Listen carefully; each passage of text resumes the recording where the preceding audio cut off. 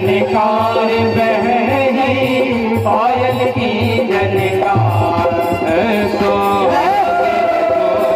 सावन बह रही पायल की झनकार। ऐसो रास जो वृंदावन कह रही पायल की झनकार।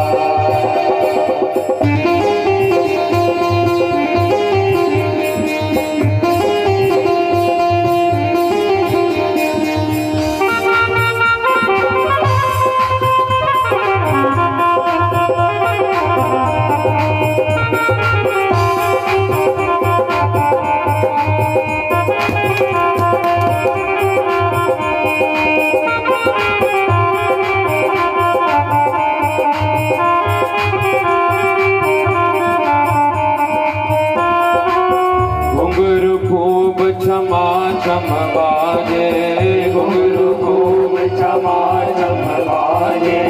घुंघरू खूब क्षमा छम बाजे। घुंघरू खूब क्षमा छम बाजे। बाजन बिछुआ बहुत ही बाजे। बाजन बिछुआ बहुत ही बाजे। रमा के कौधन के और बाजे। रमा के कौधन अंग अंग में गहना बाजे चुड़ियन की झनकार हो। अंग अंग में गहना बाजे चुड़ियन की झनकार। ऐसो हाथ रचो वृंदावन बह रही पायल की झनकार। ऐसो रास रचो वृंदावन बह रही पायल की झनकार।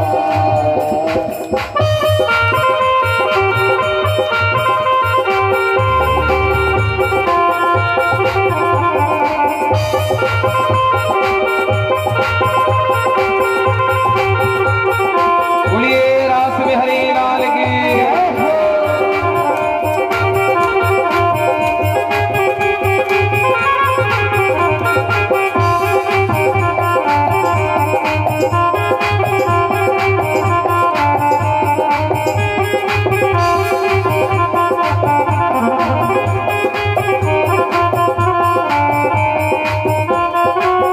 भांति भांति के बाजे बाजे। भांति भांति के बाजे बाजे। भांति भांति के बाजे बाजे। भांति भांति के बाजे बाजे। झांझ पखावज धुंध भी बाजे। झांझ पखावज धुंध भी बाजे। बंसी बाजे मधुर मधुर बाजे बीणा के तार हो। बंसी बाजे मधुर मधुर बाजे बीणा के तार। ऐसो बह रही पायल की झनकार। ऐसो रास रचो वृंदावन बह रही पायल की झनकार। ऐसो रास रचो वृंदावन बह रही पायल की झनकार। ऐसो रास रचो वृंदावन बह रही पायल की झनकार। वो बह रही पायल की झनकार। बह रही पायल की झनकार। वो बह रही पायल की झनकार। बह रही पायल की झनकार। वो बह रही पायल की झनकार। भगवान रास कर रहे हैं तो पहले जो बाहर के घेरे के राधा कृष्ण थे, गोपी कृष्ण थे, वो लोग रास कर रहे थे। लेकिन उसके बाद दूसरे घेरे वालों ने देखा कि बड़ा सुंदर नृत्य हो रहा है तो वो भी झूमने लगे। फिर तीसरे घेरे वाले और अंततोगत्वा जब श्याम सुंदर और राधा रानी ने देखा कि सब लोग नृत्य कर रहे हैं तो दोनों हाथ उठाकर श्याम सुंदर और राधा रानी भी नृत्य करने लगे। हमारा ये जो क्षेत्र है बुंदेलखंड क्षेत्र कहलाता है और बुंदेलखंड में राई हुई, आप लोगों ने सुनी होगा, भी राई बजाई जाती है, राई गाई जाती है। तो उस राई का एक आनंद संत कह रहे हैं कि भगवान अकेले हैं और गोपियां कितनी हैं। ओ सखी 16,000 सखी 16,000। ओ सखी 16,000 सखी 16,000। बीच में कन्हैया के दे सखी 16,000 सखी 16,000।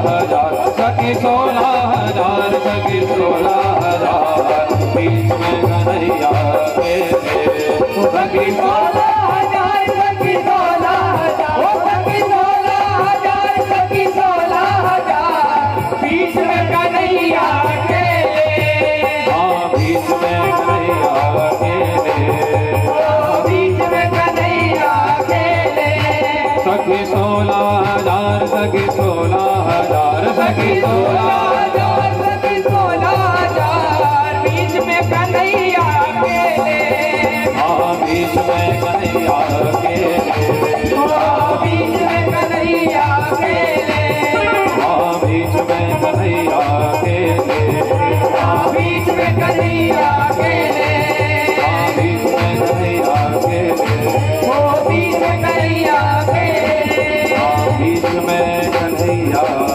खेले। भगवान ने दिव्य रास किया, 6 महीने तक ये रास चला। सुंदर रास का दर्शन सभी ने देखा और जो लोग रास की इस कथा का श्रवण करते हैं उनके हृदय से काम भाव शीघ्र निकल जाता है। इसकी फलश्रुति है। भागवत जी में कहीं भी ये नहीं लिखा होगा, पढ़ लीजिए चाहे या बार बार कथा सुन लीजिए कि ये वाली कथा सुनने से आपको ये वाली सांसारिक इच्छा पूर्ण होगी, ये पैसा मिलेंगे, बोले नहीं, उसमें तो यही मिलेगा, काम क्रोध लोभ मोह ये चारों बीमारी दूर हो जाएंगी और अंत में आप सुन लेंगे कल कि श्याम सुंदर मिल जाएंगे, वो मिल जाएंगे। भगवान श्याम सुंदर का दर्शन सभी करती हैं।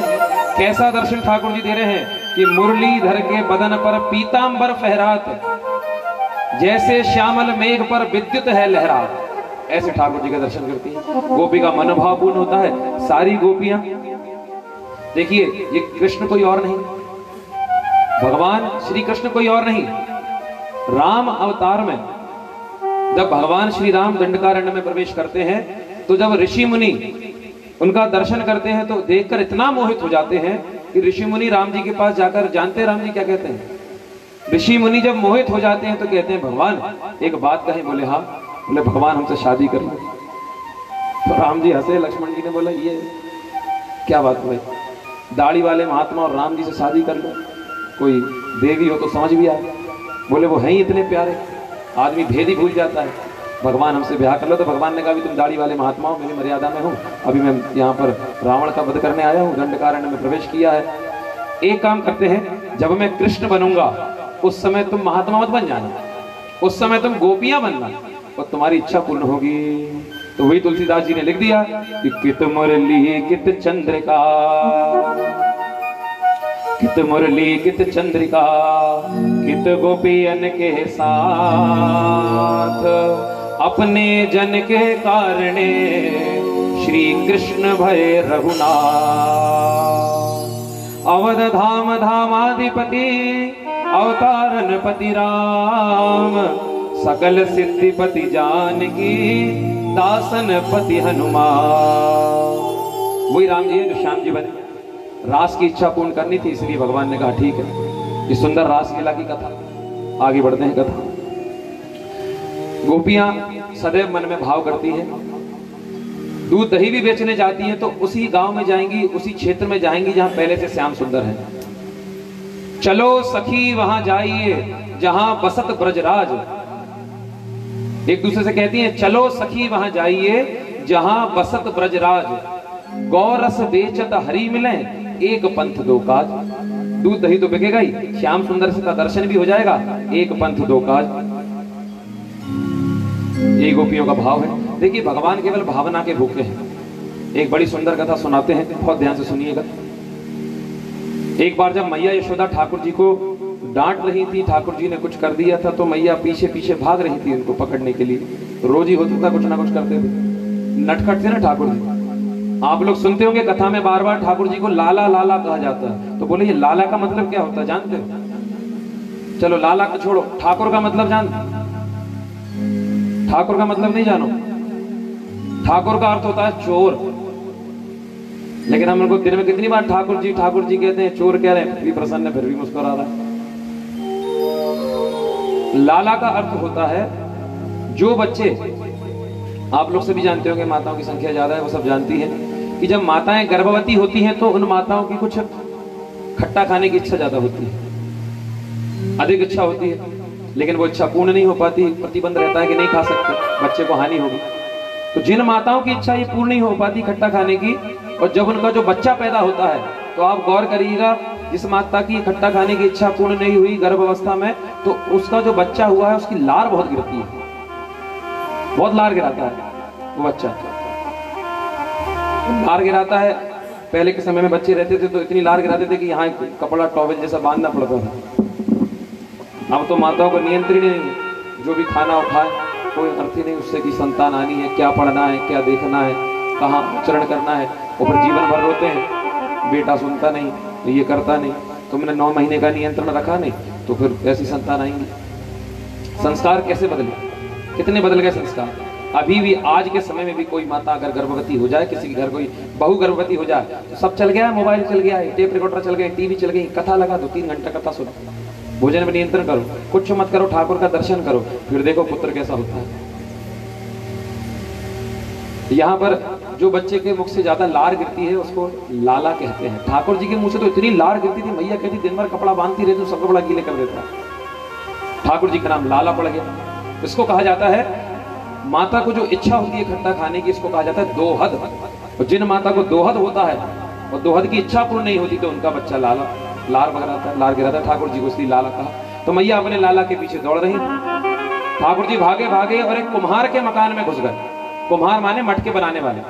कुम्हार से कहा, भैया। कुम्हार बोले, हाँ नंदनंदन। बोलिए प्रभु, प्रभु आए हैं। अरे बोले, मुझे कहीं छुपा दो, मैया मुझको पकड़ लेंगी। कहाँ छुपाऊं, कहाँ छुपाऊं, घर में तो ऐसी कोई दीवाली नहीं है कि कमरा है। बोले, बड़ा सा मटका है, इसके अंदर छुपा दो। बोले, हाँ महाराज। बड़े से मटके में ठाकुर जी को छुपा दिया। और जब मैया चली जाए तो मैं कहूंगा मुझको निकाल देना। बोले, हाँ।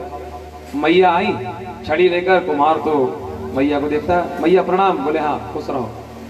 लाला आया क्या यहाँ पर? तो वो सोचा पहले कि झूठ कैसे बोलूं, लेकिन उसने कहा भगवान ने कहा है, भगवान कहे तो बोल भी सकते। तो बोले, नहीं भैया यहाँ तो नहीं आया, अभी निकला जरूर था, वो आगे चला गया, शायद घूम के घर चला गया होगा। अच्छा यहाँ तो नहीं आया ना? बोले, नहीं यहाँ नहीं आया। अब मैया चली गई, 10-5 मिनट बीत गए तो ठाकुर जी ने कही, अरे कुमार, मैया गई कि ना है? बोले, गई। तो बाहर निकाल। तो बोले, भगवान बाहर तो निकाल दो, लेकिन एक छोटी सी शर्त है, बिना शर्त के बाहर नहीं निकल। क्या शर्त है? बोले, पहले आप मुझको वचन दो कि आप मुझको 84 लाख योनियों के इस चक्कर से मुक्ति दे दोगे। भगवान ने कहा, ठीक है, वचन दिया, बाहर निकालो। बोले, नहीं, एक वचन और दीजिए। बोले, क्या? बोले, मुझे भी मुक्त कीजिएगा, मेरे परिवार के जितने भी सदस्य हैं, पूरे मेरे कुटुंब को आप मुक्ति प्रदान करेंगे, अभी इसी वक्त बाहर निकलती। बोले, हाँ। वचन दिया, बाहर निकालो। तो बोला, नहीं, एक वचन और दीजिए। क्या? बोले, जिस बैल के ऊपर मैंने मटका बनाने के लिए मट्टी रख के लाया हूं और मटका बनाया है और उस मटके के अंदर आप बैठे हैं, तो उन बैलों को भी आपको 84 के चक्कर से मुक्त करना पड़ेगा। भगवान ने कहा, ठीक है, उनको भी किया। और कुछ? बोले, नहीं। तो बोले, अब निकालो। बोले, बस एक बात और पूछना है मुझे, एक वचन और दे दीजिए। बोले, क्या? बोले, इस कथा को जो सुनेगा उसको भी आप 84 के चक्कर से मुक्त कर देना। तो भगवान ने वचन दे दिया। श्रवण मंगलम श्रीमदादतम ऐसा कुमार तब कथामृतम तप्त जीवन। भगवान की ऐसी लीला। तो भगवान क्या निकल नहीं सकते थे उस मटके से? अरे जो गेंद की तरह पृथ्वी को उछाल सकते हैं, सारे ब्रह्मांड को जो धारण कर सकते हैं, जो एक करवट लेते हैं उससे प्रलय हो जाता है, क्या भी भगवान मटके से नहीं निकल सकते थे? बोले, निकल सकते थे ना, लेकिन भगवान तो केवल भाव के भूखे हैं। वही भगवान का भाव। आगे यहाँ गोपियों की इच्छा पूर्ण की। कालांतर में भगवान अन्य लीला करते हैं, अन्य देवताओं का उद्धार करते हैं। एक दिन की बात है, यहाँ मथुरा में कंस परेशान था। कंस जब बहुत परेशान था तो उसने एक बैठक बुलाई और सबसे कहा कि जिस जिसको मैंने उस बालक का पता लगाने के लिए भेजा वो ही लापता हो गया। अब क्या करूं? अब क्या मैं खुद चला जाऊं? तो नारद जी वहां पहुंच गए। नारद जी ने कंस से कहा, देखो महाराज, खुद तो चले ही मत जाना, फिर तो बचोगे ही नहीं, और कोई बचाओ तो उनको भेजो, या फिर एक काम करो, अब किसी को भेजो मत, अब तुम उन बालकों को यहाँ मथुरा बुलवा लो। इतने में केसी नाम का दैत्य आ गया। केसी नाम का दैत्य, उसने कहा, मैं घोड़े का रूप धर के जाऊंगा, उन बालकों को मार दूंगा, खा जाऊंगा, आपका काम हो जाएगा। बोले, जाओ। केसी नाम का दैत्य पहुंचा। भगवान यमुना जी के घाट पर थे, घोड़े के रूप में आया और मुंह फाड़कर भगवान को खाने के लिए आया। भगवान ने यूं हाथ किया, उसके मुंह में ही भगवान ने हाथ डाल दिया, उसके कंठ को पकड़ लिया, पकड़ कर बाहर खींचा, फाड़ कर भगवान ने उसको फेंक दिया। भगवान ने केसी का उद्धार किया। आज भी वृंदावन में वो केसी घाट है, केसी घाट पर भगवान ने उद्धार किया है केसी का। अब कंस ने कहा किसी को नहीं भेजा जाएगा, कोई बचा ही नहीं है, क्या करें। नारद जी ने कहा उनको यहाँ बुला लो। तो यहाँ पर कंस ने अब अक्रूर जी को बुलाया, और अक्रूर जी को जब बुलाया है तो अक्रूर जी से कंस ने कहा आप जाइए, उन बालकों को यहाँ ले आइए, धनुष यज्ञ दिखाने के बहाने लाना, यहाँ पर मैं बड़े बड़े पहलवानों से उन बालकों को, कृष्ण बलदाऊ को मरवा डालूंगा। अक्रूर मन में हंसे कि देखो, आयु कर्मम च वित्तम च विद्या निधन मेव च, ये सब चीजें, आयु कितनी होगी, विद्या कितनी मिलेगी, आदमी मरेगा कब, उसका विवाह कहाँ होगा, उसको सुख कितना मिलेगा, ये सब तो माँ के गर्भ में निर्धारण हो जाता है बच्चे का। तो क्या कंस अपनी मृत्यु को टाल सकता है? लेकिन अक्रूर जी ने कुछ नहीं कहा। अक्रूर जी ने कहा चलो मुझे भगवान का दर्शन होगा, वृंदावन घुमाएंगे। यहाँ अक्रूर जी वृंदावन की यात्रा के लिए सुबह सुबह रथ को सजा देते हैं, और रथ को जब सजाते हैं भोर में ब्रह्म मुहूर्त में ही निकल जाते हैं। मथुरा से वृंदावन के लिए निकले, और मथुरा से वृंदावन की दूरी मात्र 20 मिनट 25 मिनट की है। लेकिन जब अक्रूर जी मथुरा से वृंदावन के लिए निकले तो सुबह सुबह निकल गए थे ब्रह्म मुहूर्त में, और पहुंचे शाम को बिल्कुल सूर्यास्त होने के समय। तो बोले रास्ते में ऐसा क्या करने लगे? रास्ते में क्या करने लगे? बोले रास्ते में करने कुछ नहीं लगे थे। वो रास्ते में जब रथ चला रहे थे, रथ चलाते चलाते ध्यान आने लगा कि मैं उन श्याम सुंदर का दर्शन करने जा रहा हूँ, वो कैसे दिखते होंगे, क्योंकि वीडियो कॉलिंग तो है नहीं कि यहाँ पे दर्शन हो गया उन्हें, या कभी फोटो देखी हो। बोले बस सुना ही उनके बारे में, तो कैसे करूं? तो जब भी ध्यान आ जाए तो रथ रुक जाए, फिर ध्यान भंग हो फिर आगे बढ़े, फिर ध्यान आ जाए फिर रुक जाए। तो ऐसे करके महाराज वो सुबह चले और शाम को पहुंचे। शाम को पहुंचे, रथ से उतरे, रथ से उतरते ही यहाँ पर उन्होंने घोड़ों के चरणों में प्रणाम किया। अक्रूर जी, अक्रूर जी के ही रथ के घोड़े, लेकिन आज अक्रूर जी उन घोड़ों के चरणों में प्रणाम कर रहे हैं। और प्रणाम क्यों कर रहे हैं? बोले ये घोड़े धन्य हैं जो मुझसे पहले वृंदावन के भूमि पर चरण रखते हैं, इनके चरणों में वो रज लग गई है। इसके बाद ब्रज की रज में लोट लगाते हैं, और ग्वालों से पूछते हैं यहाँ नंद भवन कहाँ है? तो उन्होंने बताया जहाँ बहुत सारी गैयाएं बैठी होंगी। ठाकुर जी की घर की पहचान थी कि जहाँ बहुत सारी गैया बैठी, जहाँ पर बहुत सारी गैयाएं होंगी, और उन गायों के बीच में जो सुंदर सा एक भवन होगा वही नंद भवन है। अक्रूर जी पहुंचे, अक्रूर जी पहुंचे हैं। यहाँ भगवान श्री कृष्ण और दाऊ दादा घर में थे। भीतर से नंद बाबा आए, अक्रूर जी का स्वागत सत्कार किया। भगवान श्री कृष्ण ने अक्रूर जी को देखा, उनका स्वागत सत्कार किया, हृदय से लगाया। ऐसे अतिथि का सत्कार करना चाहिए। अतिथि यस्य भग्नासो गृहात् प्रति निवर्तते। जब हमारे घर पे कोई अतिथि आ जाए, कोई मेहमान आ जाए, तो 2 मिनट उसको बिठा लिए। बिठाने के बाद कुछ नहीं दे सकते तो केवल जल पिलाइए। जिनके दरवाजे से अतिथि खड़े खड़े ही लौट जाते हैं तो उनके विषय में लिखा है, ध्यान से सुन लो भैया। अतिथि यस्य भग्नासो गृहात् प्रति निवर्तते सा तस्मै दुष्कृतम कृत्वा पुण्यमादाय गच्छति। जिनके घर के दरवाजे से अतिथि खाली हाथ लौट जाते हैं, बिना आदर सम्मान के, बिना जल पिए, बिना जलपान किए लौट जाते हैं, तो वो अतिथि जाते जाते कोई भी हो, चाहे वो गौ माता हो, चाहे गुरु हो, चाहे ब्राह्मण हो, चाहे भिक्षुक हो, चाहे मित्र हो, चाहे सगे संबंधी हो, लेकिन अगर वो लौट जाए बिना कुछ खाए पिए, या ऐसे ही आपने दरवाजे से उनको विदा कर दिया, बाहर के बाहर लौटा दिया, तो वो जाते जाते उस घर में रहने वाले जितने भी लोग हैं उन सबके पुण्यों को साथ लिए जाते हैं। आज तक सारे सुकृतों को लिए जाते हैं। तो क्या करें फिर, कैसे सत्कार करें? तो बोले जब अतिथि आए तो मीठे शब्द बोले, उनको भीतर बिठा लें, जल पिलाएं, पूछें आप क्यों आए हैं, किस प्रयोजन से आए हैं, उसके बाद उनको विदा करें। भगवान ने ऐसे किया। अक्रूर जी आए, स्वागत सत्कार किए। पूछा आए कैसे? तो बोले कंस ने, अक्रूर जी ने सब बता दी सच सच बात। कंस ने आपको वहां बुलवाने के लिए भेजा मथुरा में, वहां बड़े बड़े पहलवानों से आपको मरवाना चाहता है। तो ठाकुर जी ने कहा बस ये बात बाबा से मत कहना, बाबा से कहना कि मेला दिखाने ले जाने के लिए आया हूं, तो चल लेंगे। बोले ठीक।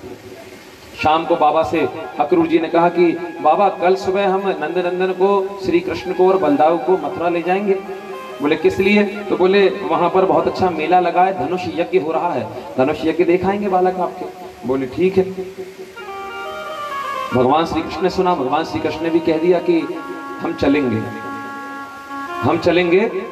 भगवान ने एक शब्द कहा हम चलेंगे, और एक गोपी घर के दरवाजे के बाहर खड़ी थी। भगवान के घर के बाहर गोपियां खड़ी रहती थी दीवार से लगा के, क्या बात हो रही है, क्या कर रहे हैं, दर्शन चाहती थी भगवान का। तो कभी भी बस काम हुआ और कहाँ चली? बोले बस हुआ है जरा नंद नंदन के भवन में। तो बाहर खड़ी थी, उसने सुन लिया कि ठाकुर जी ने कहा चलेंगे। और माताओं में कोई भी खबर टीवी पे अगले दिन आएगी, पेपर में अगले दिन आएगी, लेकिन माताओं में आग की तरफ फैल जाती है। तो गोपी ने कही एक बात बताऊं क्या? बोले वो जाने वाले हैं। कौन? वही श्याम सुंदर। हाँ किससे पूछ के? बोले किससे पूछ के? खुद जा रहे हैं अपनी इच्छा से। बाबा ने कह दी है कि चले जाइयो, धनुष जगह देखा ना। अरे मुझसे नहीं पूछा, तुझसे नहीं पूछा, तू कौन लगती है? अच्छा मेरे प्राण धन है वो। दूसरी गोपी ने कहा हाँ हाँ, जैसे नेता लोग लगाते ना नारा, जिंदाबाद, तो जिंदाबाद जिंदाबाद। एक ने चिल्लाई तो 10 ने चिल्लाई। तो गोपी ने कहा मेरे भी प्राण धन है। अरे तेरे थोड़ी, मेरे भी है, मेरे भी है। हाँ हाँ, कैसे चले जाएंगे? बिना पूछे कैसे चले जाएंगे? अब माहौल तो महाराज ऐसा हो गया। गोपियां कहने लगी, गैया ने भी सुन लिया। गैया कहने लगी ऐसे कैसे चले जाएंगे, हमको कौन चराने जाएगा? पशु पक्षियों ने सुन लिया, रात में चहकने लगे, बातें करने लगे, कैसे चले जाएंगे? और पूरी रात गोपियां सोई नहीं, गैया मैया नहीं सोई। यहाँ तक ठाकुर जी की जो माँ है मैया यशोदा, वो भी कहने लगी कहाँ चला जाएगा? बाबा ने कह दी तो ऐसे चला जाएगा। बाबा कौन होता है? मैया से नहीं पूछा। पूरी रात मैया भी नहीं सोई। ठाकुर जी को कह रहे मैया कल तो हम जाएंगे। माँ अपने उस बालक को कैसे दूर करे? और पूरी रात गोपियां कह रही हैं मैं तो चाहती हूँ इस ब्रज में, अपने वृंदावन में आज कोई बड़ा बूढ़ा मर जाए, कोई 100-150 साल का हो तो मरना फिर। तो बोले आज मर जाए। बोले ऐसा क्यों बोल रही? बोले ऐसा इसलिए बोल रही है कि अगर वो मर जाएगा तो गांव में होता है ना कि अगर कोई गांव में कितना प्रेम होता है आपस में, बड़ा बूढ़ा एक मर जाए तो पूरे गांव वाले इतने अच्छे होते हैं, सब काम रोक देते हैं, भैया गांव के एक बुजुर्ग मर गए। तो बोले कम से कम ठाकुर जी सोचेंगे गांव का बड़ा बूढ़ा मर गया, अब नहीं जा रहे। तो गोपी ऐसा कहने लगी कि बड़ा बूढ़ा मर जाएगा। एक गोपी कहती मैं तो ऐसा चाहती हूँ कि ये रात कभी खत्म ही ना हो। बोले क्यों? बोले क्योंकि सुबह हो गई तो वो चले ही जाएंगे। गोपियां भगवान से कितना प्रेम करती हैं। गोपियां तो एक कौवे से कहती हैं कि काड़ कलेजा मैं धरूं, कागा तू ले जाए। जिस गोपी के हृदय में श्याम सुंदर रहते हैं ना, तो ध्यान से सुनिएगा गोपी क्या कह रही है। काड़ कलेजा माने काड़ माले निकाल के, काड़ कलेजा मैं धरूं, कागा तू ले जाए, कौवे से कह रही है। और जा घर मेरे पिया बसे, वो देखे तू खाए। कौवे से कह रही मेरा दिल निकाल के ले जा, और यहाँ मत खाना उसको, मेरे घर के पे बैठ के मत खाना। जहाँ श्याम सुंदर रहते हैं उनके घर की दीवार पर रख के खाना। कम से कम श्याम सुंदर मेरे उस कलेजे को देख लेंगे जिसमें वो रहते हैं, जिसमें उनके लिए प्रेम है, तो मेरे मन को संतोष हो जाएगा। ऐसा प्रेम करती। रात भर सोई नहीं। भोर हुई, जैसे सुबह हुई नंद भवन के बाहर भीड़ लग गई। अक्रूर जी ने कहा ठाकुर जी से तैयार हुई है। ठाकुर जी ने कहा हमको तो मैया तैयार करती है, लेकिन आज मैया ठाकुर जी को तैयार नहीं कर रही। बोले तैयार करूंगी तो चला जाएगा। तो मैया कहती है वो खुद हो जाओ, मुझे बहुत काम है, माखन निकालना है, इतना बड़ा हो गया तैयार नहीं हो सकता। तो ठाकुर जी ने कहा जैसा तैसा मोरपंख लगाया, जैसे तैसा उन्होंने अपना पीला वस्त्र धारण किया, पगड़ी लगाई और माला पहनी। और माला पहनी तो ठाकुर जी ने कहा मैया मैं ठीक लग रहा हूँ। मैंने कहा ठीक है। लेकिन ठाकुर जी ने देखा अपनी ओर और देखकर कहा मैया तूने आज गुंजा माला तो बना के नहीं रखी। गुंजा माला गुथी हुई माला, 5 प्रकार के पुष्पों की माला, वो जो तू रोज मुझे पहनाती है। तो मैया ने कहा मैंने आज नहीं बनाई। ठाकुर जी बाहर निकले करके आंगन में आए और मैया यहाँ माखन बिलो रही है। वो जानती है ना ठाकुर जी को एक दिन में 8 बार भूख लगती है। आप और हम लोग तो 2-3 बार खाते हैं, लेकिन ठाकुर जी एक दिन में 8 बार खाते थे। इसलिए ठाकुर जी को 56 भोग लगाया जाता है। जब ठाकुर जी ने 7 दिन 7 रात तक गिरिराज को उठा के रखा था तो 7 दिन भूखे थे। तो ब्रजवासियों ने कहा इनको इकट्ठा भोग लगाओ, 7 8 56, एक दिन में 8 बार माने 7 दिन में 56 बार। इसलिए भगवान श्री कृष्ण को 56 भोग लगता है। 56 भोग लगता था। तो मैया ने कहा इसको भूख लगती है तो माखन रोटी रख देती, कुछ फल रख देती। तो यहाँ ठाकुर जी घर से बाहर निकले। आज तो गोपियां ठाकुर जी को ऐसे देख रही हैं कि ना जाने क्या होगा। अक्रूर जी रथ साफ कर रहे हैं, अक्रूर को भी देख रही हैं। तो कह रही हैं इसका नाम क्या है? ये जो ठाकुर जी को लेने हैं इसका नाम क्या? बोले इसका नाम अक्रूर। बोले किसने रखा इसका नाम अक्रूर? बोले माता पिता ने रखा होगा। बोले वो मूर्ख है बिल्कुल, इसका नाम तो क्रूर रखना था। क्यों? बोले इतना क्रूर है, हमारे प्राण को हमसे दूर ले जा रहा है, तो इसका नाम तो क्रूर होना चाहिए था, अक्रूर थोड़ी होना। अक्रूर जी सुन रहे हैं, बोले बहुत तेज है। बोले ब्रज का पानी तो बहुत तेज है। लेकिन वो श्याम सुंदर के लिए लड़ रही है और श्याम सुंदर को नीचे सिर किए हुए यूं देख रहे हैं सभी को और आगे बढ़ रहे हैं। आगे बढ़े। मैया ने कहा श्याम सुंदर आप तो आंगन से भी बाहर निकल गए। तो मैया दौड़ पड़ी महाराज, हाथ में रोटी लिए। मैया अपना इस पल्लू को पकड़कर दौड़ पड़ी। मैया दौड़ी दौड़ी महाराज, मैया को एक ठोकर लगी और मैया भूमि पर गिर गई। भूमि पर गिरी। ठाकुर जी भागते आए। मैया क्या करती है? 80 वर्ष की हो गई है, भागती है।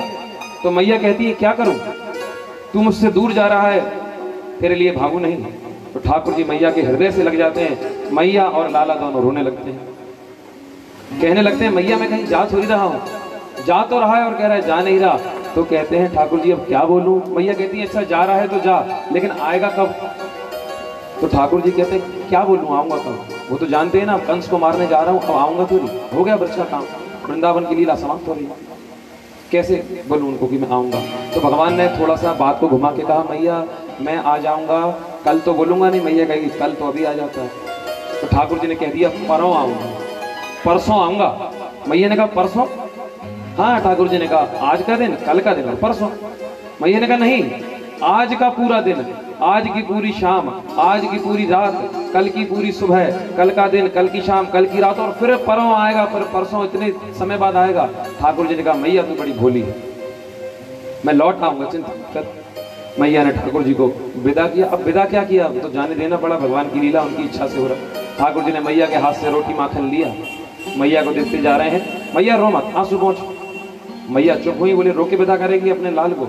और ठाकुर जी रथ में बैठने लगे। जैसे ही रथ में बैठने लगे, ठाकुर जी रथ में चढ़े ही है, ठाकुर जी गले में ऐसे ही पीला दुपट्टा लटक रहा है, तो गोपी ने ठाकुर जी का दुपट्टा पकड़ लिया। एक गोपी ने बलदाऊ दादा का नीला दुपट्टा पकड़ लिया। ठाकुर जी झुक गए, नहीं जाने दूंगी, नहीं जाने दूंगी। ठाकुर जी रथ से कूदे और कूदे गोपियों के पास पहुंचे। गोपियां क्या करती हो, इतने लोगों के सामने तुमने मेरा दुपट्टा पकड़ा, रोकना चाहती हो, क्या जाने नहीं दोगी?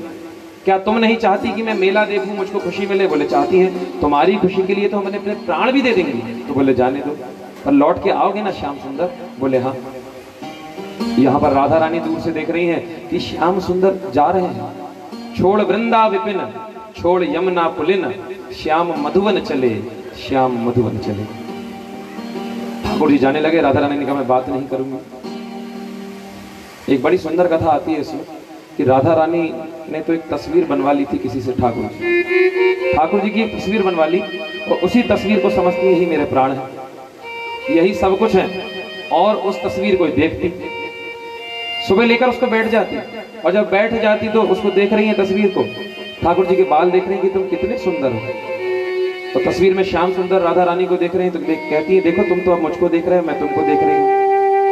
और देखते देखते जब याद आ जाती है तो राधा रानी रोने लगती है, तो आंसू टपकते हैं उस तस्वीर पर, तो आंसू टपके जहां पर ठाकुर जी की आंख थी तस्वीर में। तो राधा रानी कहने लगी देखो मैं भी रो रही हूँ, तुम भी रो रहे हो, हम एक दूसरे से कितना प्रेम करते हैं। इतने में वर्षा होती है। राधा रानी को वर्षा ऋतु याद आती है कि वर्षा ऋतु में तो श्याम सुंदर मेरे साथ भ्रमण करते थे। तो बाहर निकली कि कहीं आ तो नहीं गए, तस्वीर को लेके बाहर निकली, लेकिन वर्षा में जब घूम रही थी, नाच रही थी, और वर्षा के पानी से वो तस्वीर धुल जाती है। वापस आती है, तस्वीर को देखती हैं तो और जोर से रोने लगती हैं। श्याम सुंदर कहाँ चले गए? इस तस्वीर में से भी चले गए, इसमें से भी निकल के चले गए। ये प्रेम है। अभी भगवान से प्रेम हमको हुआ ही कहाँ प्रेम हुआ भगवान से? हुआ इतना प्रेम। भरत जी को कैसा प्रेम हुआ था राम जी से? राम जी से इतना प्रेम हुआ कि उन्हें उनका शरीर जलने लगा विरह के कारण। जब किसी को किसी की ज्यादा याद आती है, किसी के घर में कोई खत्म हो जाए और उससे वो बहुत प्रेम करता हो, तो देखते ना बीमार पड़ जाता है, शरीर तप रहा है, बुखार आ रहा है, और कई बार तो प्राण भी निकल जाते हैं। ये क्या है? कौन सा बुखार है? बोले विरह का बुखार है। भरत जी को राम जी का ऐसा विरह हुआ कि जिस पेड़ के नीचे वो बैठते थे रुकने के लिए, पेड़ के जो पत्ते गिरते थे, जो भरत जी के ऊपर पत्ते गिर जाते थे, हरे भरे पत्ते सूख जाते थे गिरते ही, क्योंकि वो तप रहे थे विरह। ऐसा प्रेम करती राधा रानी। क्या कहूं इस प्रसंग में? ठाकुर जी जा रहे हैं, अब इसमें क्या कहा जाए, इसके लिए तो शब्द ही नहीं। वो ठाकुर जी सोचिए, इस कथा में, इस प्रसंग में ठाकुर जी जा रहे हैं, सो हमसे रहा नहीं जा रहा, लेकिन जो वास्तव में ठाकुर जी से प्रेम करते होंगे, उनसे दूर हो गए हम कभी, या ठाकुर जी हमसे दूर होने लगते हैं, तो बताइए कितना कष्ट होगा।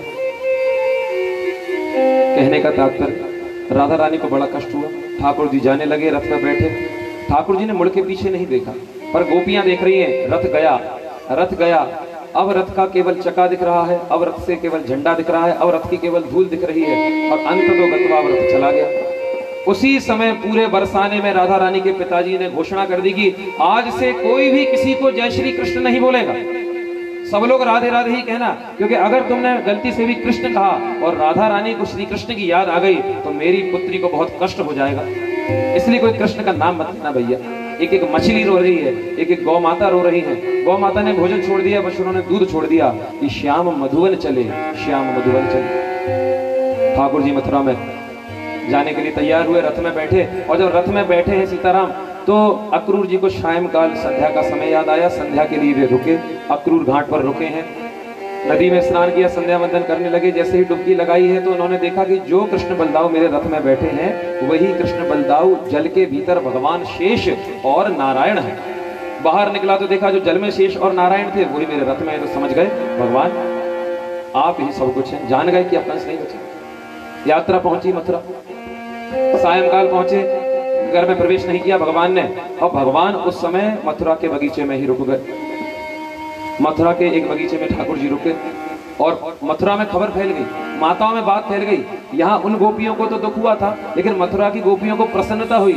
आ गया काला काला मुरली वाला, टेढ़ी टांग की बाला, पूतना को मारवे वारो आ गयो है। हमने सुना है बहुत सुंदर है, बहुत प्यारा है।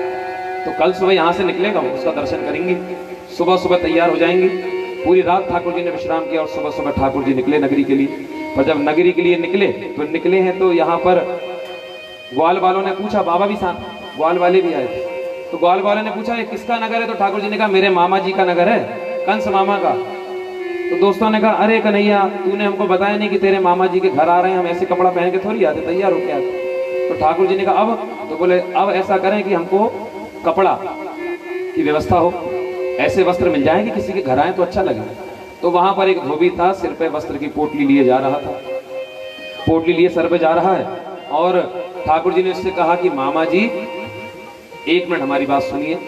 तो वो धोबी जो था ना वो कंस का ही धोबी था।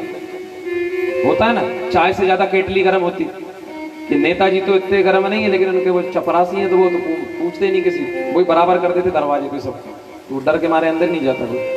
तो धोबी ने कहा कौन हो तुम? और मामा जी किसको बोल रहे हो? हमको कैसे बोल रहे हो मामा जी? क्या संबंध हमारा तुम्हारा? अरे बोले ये हमारे मामा जी कंस की नगरी है, तो यहाँ जितने वो सब हमारे मामा जी। अरे बोले तुम गांव के गवार और तुम ये तुम वो। तो ठाकुर जी ने कहा ये तो भैया स्वागत किए ही जा रहा। तो भगवान ने एक चांटा खींच के दिया उसको, तो सर धड़ से अलग हो गया, पोटली नीचे गिर गई। सबने पोटली खोली, वस्त्र पहन लिए, लेकिन वस्त्र थे महाराज कंस के, राक्षसों के, राजा के। तो गोप ग्वालों ने पहने, बोले तो ढीले ढाले। एक दर्जी ये सब देख रहा था, बोले भगवान आपकी आज्ञा हो तो आपके नाप के कर दूं? बोले कर दो, आपके नाप के कर दूं। हाँ नाप के किए। दर्जी से भगवान प्रसन्न है। भगवान ने कहा वरदान मांगो। तो बोले नहीं, अभी अभी आपने धोबी को क्या दिया मैंने अच्छे से देखा है, हम तो कृप नहीं रहे महाराज। ठीक है जाओ, तुमको हम वरदान देते हैं कि कल में तुम कोई व्यक्ति अगर दर्जी का काम करने लगे तो देखो कमाई की तो कमी नहीं, जितने का कपड़ा उतने की सिलाई ले रहे हैं आजकल, और दूल्हा के कपड़ा हो तो बात ही क्या। तो ऐसा वरदान दिया और आगे बढ़े। अब सब ग्वाल वालों ने कहा कि भैया कपड़ा तो अच्छे हो गए, लेकिन गले में माला होती तो अच्छा लगता, थोड़ी फूल माला पहने हो अच्छा लगेगा। तो सुदामा माली के घर गए, उसने माला बना के दी, भगवान ने अविचल भक्ति का वरदान दिया। अब ग्वाल वालों ने कहा कन्हैया सब कुछ हो गया, लेकिन जब तक माथे पे चंदन नहीं हो तब तक आदमी की शोभा नहीं होती, तो चंदन चाहिए भैया, क्या करें? तो ठाकुर जी ने देखा कि 3 जगह से कुबड़ी एक स्त्री जिसका नाम था कुब्जा, वो कुब्जा हाथ में बड़ी सी चंदन की चांदी की कटोरी लिए जा रही थी। कंस को चंदन लगाने का काम करती थी। राजाओं के पास ऐसे सेवक रहते थे कि चंदन लगाने के लिए भी नौकर, खुद नहीं लगाते, मुकुट पहनाने के लिए भी नौकर, चप्पल पहनाने के लिए भी नौकर राजा थे। तो यहाँ कुब्जा कंस को अंगराग लगाने का काम करती थी। ठाकुर जी ने उसको देखा, वो जा रही थी धीरे धीरे। ठाकुर जी तो ठाकुर जी हैं। ठाकुर जी ने जोर से उसको आवाज दी कि अरे सुंदरी जी सुनिए। और जैसे ही कुब्जा ने सुना तो पीछे पलट गए। जैसे ही ठाकुर जी को देखा महाराज निहाल हो गए। ठाकुर जी को देखा, आह कितना सुंदर है, सांवला है, सलोना है, मत वाला है, कैसा मंद मंद मुस्कुरा रहा है। कुबड़ी थी, जैसे तैसे चल के पहुंची। कहिए प्रभु क्या सेवा करूं? तो यहाँ पर भगवान ने कहा देखिए सेवा तो कुछ नहीं, तुम्हारे पास जो चंदन है ना ये मेरे सखाओं के माथे पे लगा दो और थोड़ा बहुत मेरे माथे पे लगा दो, बस कुछ नहीं चाहिए। बोली हाँ। जैसे उसने कटोरी आगे की तो सारे भगवान के सखा थे, पहले मैं करके सारा चंदन लगा ली, पूरा चंदन की कटोरी खा ली। कुब्जा ने कहा प्रभु और कोई आदेश? भगवान ने कहा नहीं। लेकिन बलदाऊ दादा ने ठाकुर जी से कहा देखो तुमने इसका चंदन ले लिया, इसको लिया दिया कुछ नहीं है, कुछ देना चाहिए। तो ठाकुर जी ने कुब्जा को पास बुलाया, उसके बिल्कुल पास पहुंचे, उसके चेहरे के इतना पास पहुंचे। कुब्जा ठाकुर जी को देख रही है, ठाकुर जी कुब्जा को देख रहे हैं। ठाकुर जी ने उसकी थोड़ी पकड़ी, जैसी उसकी थोड़ी पकड़ी अपने पैर के अंगूठे से उसके पैर के अंगूठे पर अपना पैर रख दिया है, दबा दिया है, और एक भगवान ने खटका झटका दिया तो 3 जगह से कुबड़ी वो कुब्जा परम सुंदरी हो गई। भगवान की। और कहने लगी भगवान आपने चंदन तो ले लिया, अब इस चंदन वाली को भी आप रख लो।